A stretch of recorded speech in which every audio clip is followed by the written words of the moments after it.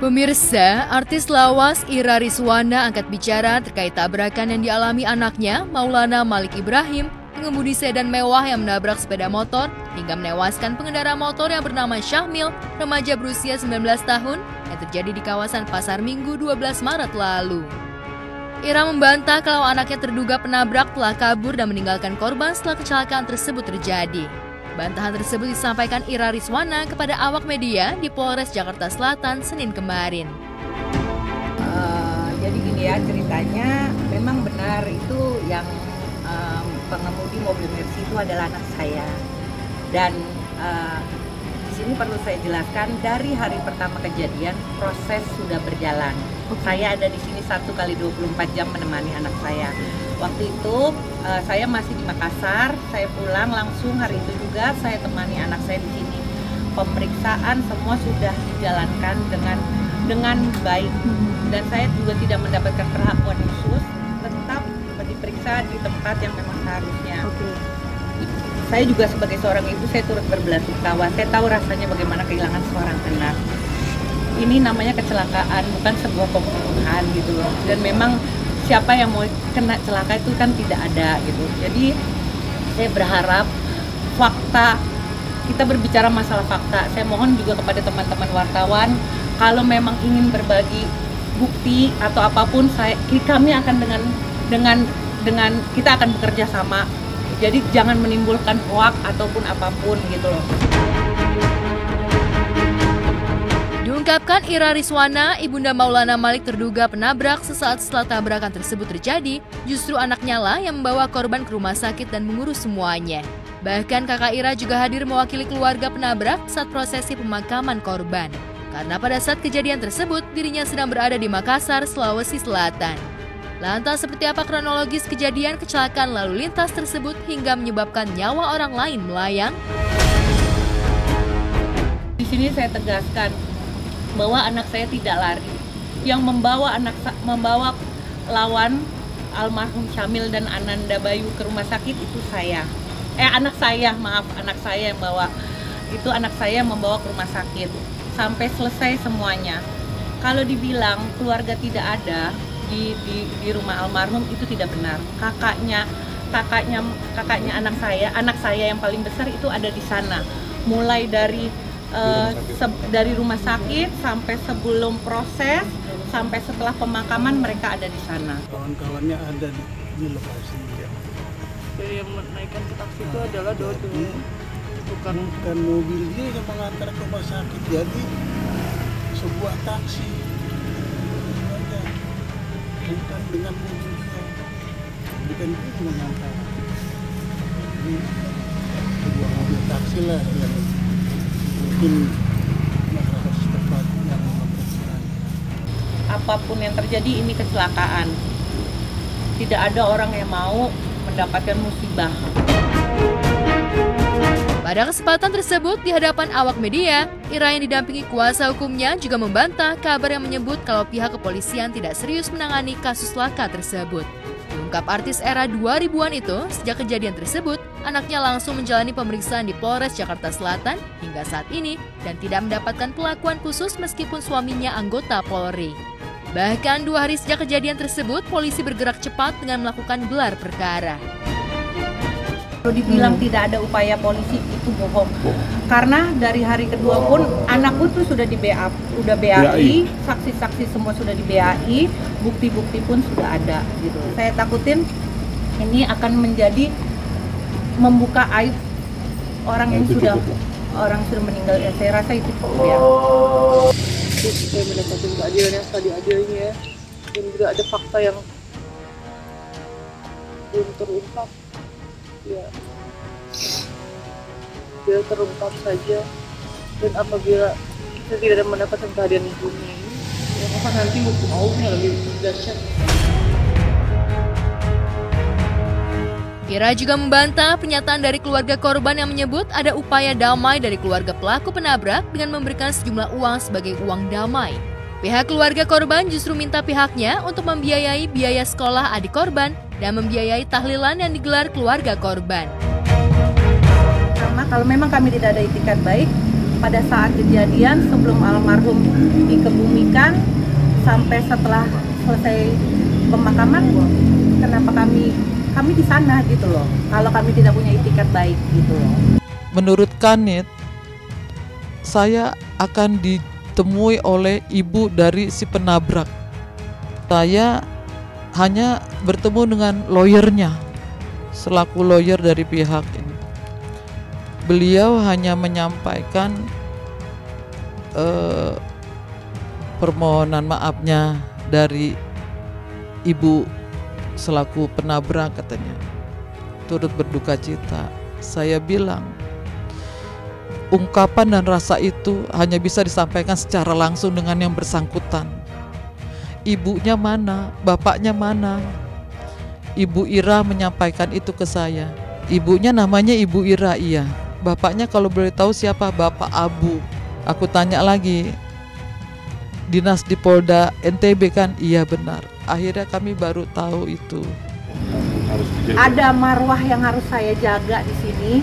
Kalau sampai saya buka, kasihan, takutnya nanti akan berkembang menjadi aib. Saya masih menghargai almarhumah, saya masih menghargai Bayu, saya masih menghargai, maksudnya saya masih menghargai semuanya. Saya diam bukan karena saya tidak mau bagaimana, tapi memang saya hanya menunggu bukti terkumpul semua, baru saya mau bicara, karena saya nggak mau sampai pada akhirnya jadi blunder sendiri gitu loh. Ya saya tahulah rasanya seperti apa gitu loh. Bukan nggak ada itikat baik mas, kalau memang ada itikat. Toh kami datang kok menyerahkan uang bela sungkawa kami, tapi ya dianggapnya uang damai. Tapi saya tidak pernah memberi uang damai apapun, dan saya tidak pernah bahasanya mau berdamai itu, memberi uang damai itu tidak. Saya begitu dikasih uang itu, dia bilang gini, saya tidak mau menjual nyawa anak saya, kata kayak gitu. Oh ya sudah, ini uang bela sungkawa dari kami, tidak ada. Jadi memang tidak ada damai-damaian tuh, uang damai itu tidak ada, sayang. Karena kami berpegang pada fakta hukum yang ada juga. Sampai detik ini Pak, harapan saya cuma satu Pak, adalah rasa empati dia terhadap kami Pak. Kami korban meninggal, anak kami Pak ditabrak. Kami korban meninggal, anak kami Pak ditabrak.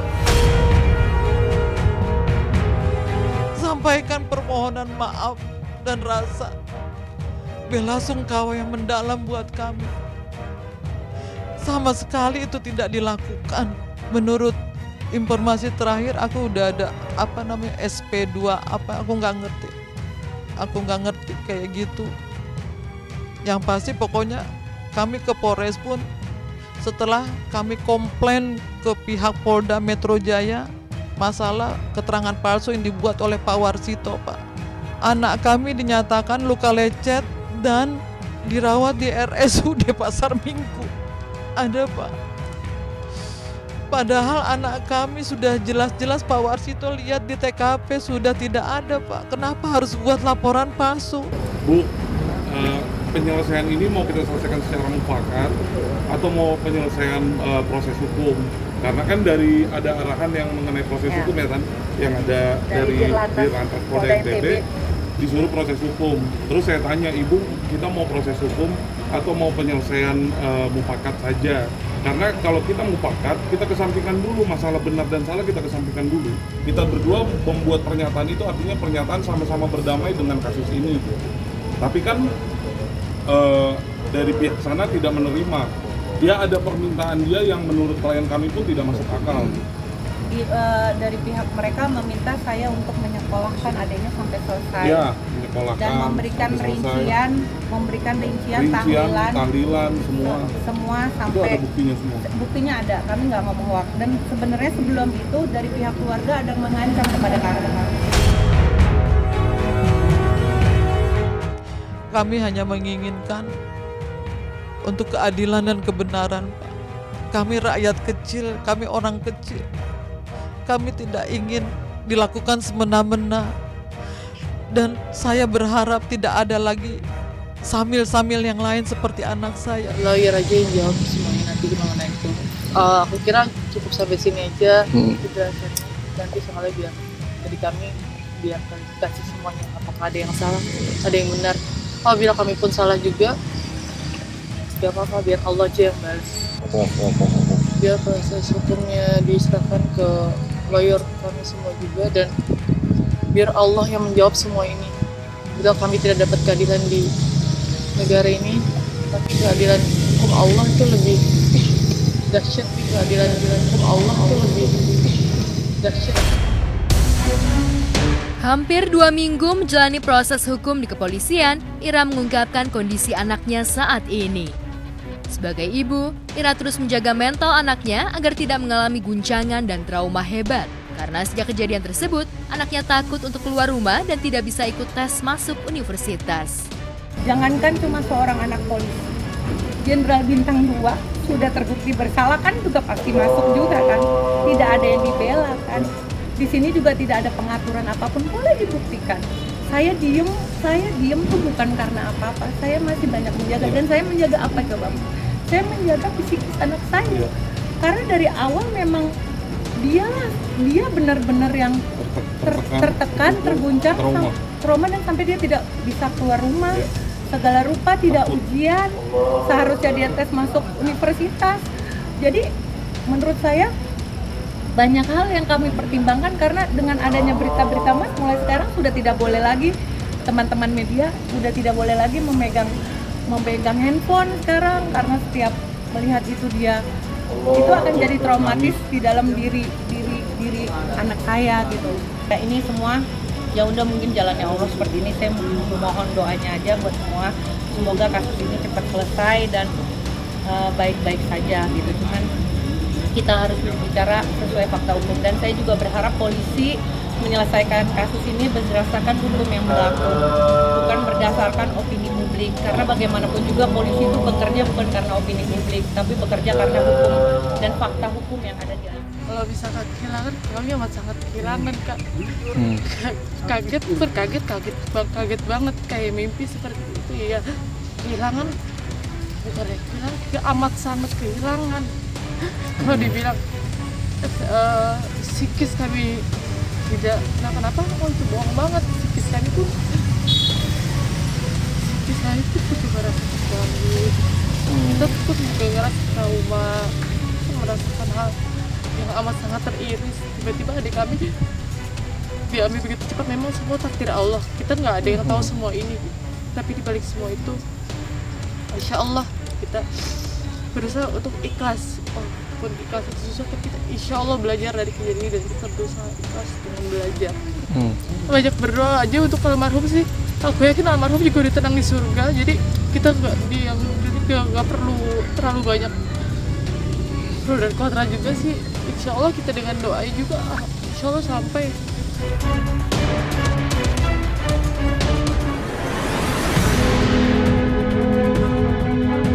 Beralih ke kasus hukum lainnya, sidang penganiayaan Kristalino David Ozora dengan pelaku anak AG kembali digelar di Pengadilan Negeri Jakarta Selatan. Agenda sidang kali ini yakni putusan sela atas eksepsi atau nota keberatan yang diajukan AG terkait dakwaan penganiayaan terhadap David Ozora yang digelar Senin kemarin. AG terlihat hadir dan mengikuti langsung persidangan di PN Jakarta Selatan. Terlihat AG mengenakan celana hitam dan jaket putih, sambil menunduk ia bergegas langsung memasuki ruang sidang yang digelar secara tertutup dari liputan awak media. Adapun agenda sidang yakni pembacaan putusan sela. Sidang putusan sela tersebut digelar setelah Jaksa Penuntut Umum atau JPU menanggapi eksepsi atau nota keberatan dari terdakwa AG.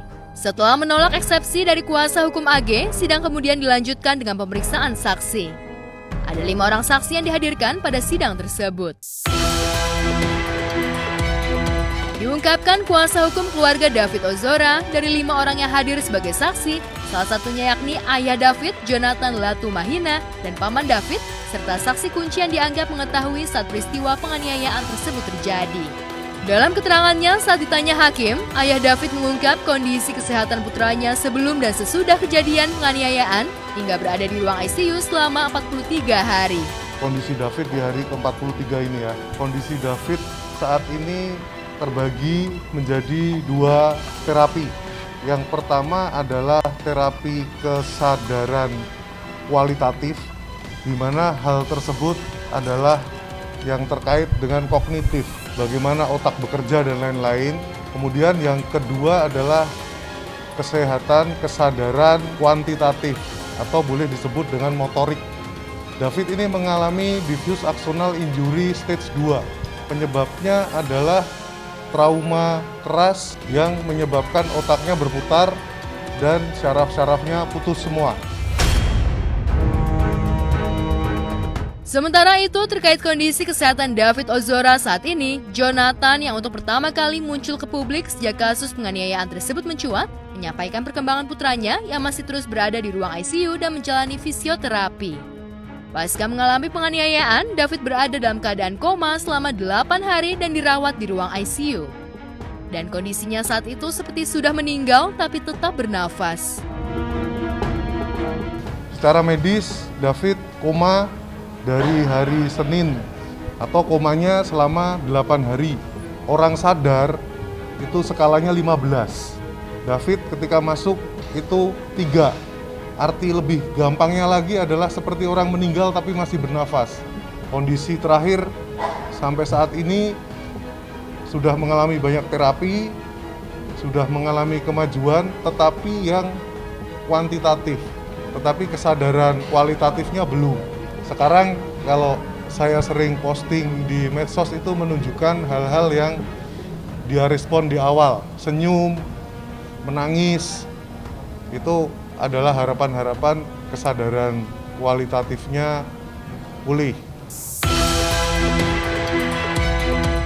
Diungkapkan Jonathan berdasarkan hasil diagnosa dokter bahwa kondisi David tidak bisa kembali normal seperti semula. Butuh waktu 6 bulan atau 1 tahun bahkan sampai batas waktu tak tentu untuk bisa memulihkan kondisi David seperti semula. Apalagi belum lama ini kondisi David sempat kembali mengkhawatirkan. Walaupun kita tetap agak kecewa dengan tindakan ini karena dokter menyatakan bahwa ini tidak akan mampu kembali seperti semula. Asesmen dokter menyampaikan butuh 6 bulan sampai 1 tahun. Jadi memang benar dia nggak akan bisa sekolah lagi untuk sampai batas waktu yang kita belum tahu. David masih tetap di ICU. Karena kemarin Jumat dia sempat panas sampai 38,4. Pada kesempatan tersebut, Jonathan juga menyampaikan ucapan terima kasih atas doa dan dukungan dari masyarakat luas untuk kesembuhan remaja berusia 17 tahun itu. Terima kasih, saya mohon doa banget karena ini nggak akan bisa berlalu dengan cepat kalau tanpa saudara-saudara mendoakan, netizen semua saya yang nggak kenal, saya ucapkan terima kasih luar biasa. Sampai di hari yang ke-43 ini anak saya sudah mengalami sedikit progres. Terima kasih. Sementara itu terkait agenda sidang berikutnya, Majelis Hakim kembali akan memeriksa beberapa saksi untuk dimintai keterangannya. Selain akan hadir saksi ahli, sidang hari ini juga akan menghadirkan tersangka Mario dan Shane sebagai terdakwa. Terkait putusan sela tadi, Hakim sudah menyampaikan bahwa JPU sudah memberikan dakwaan yang cukup cermat, yang cukup jelas, sehingga terkait peranan, terkait keterlibatan, dan hal-hal lainnya menurut Majelis Hakim ini perlu pembuktian di persidangan nanti. Sehingga Hakim tadi juga menyebutkan eksepsi atau nota keberatan yang disampaikan oleh kuasa hukum AG tidak beralasan hukum sehingga haruslah ditolak. Pertama ditolak terkait eksepsi, yang kedua dilanjutkan kepada proses pemeriksaan persidangan. Terkait dengan permohonan maaf atau keterangan dari keluarganya MDS ini di media kami tidak melihat itu sebanding dengan apa yang dialami oleh anak korban. Kalau kita melihat orang tuanya MDS menangis pada waktu di keterangan di media, kita melihat anak korban David sudah menangis berteriak, bahkan suaranya hilang karena ada lubang trakeostomi di lehernya. David sudah menangis dari sejak hari dia mulai sadar dari koma sampai kemarin dia masih menangis. Dan menangisnya orang tuanya Mario itu bukan karena perbuatan siapa-siapa, tetapi karena perbuatan mereka sendiri. Menangisnya keluarganya mereka itu terkait dengan untuk dirinya sendiri, untuk keluarganya sendiri, tetapi menangisnya David, menangisnya orang tua David karena perbuatan anak mereka. Begitu. Jadi buat kami permohonan maaf ya silahkan mereka lakukan, ajukan silahkan, tetapi kami juga sudah punya sikap sendiri begitu.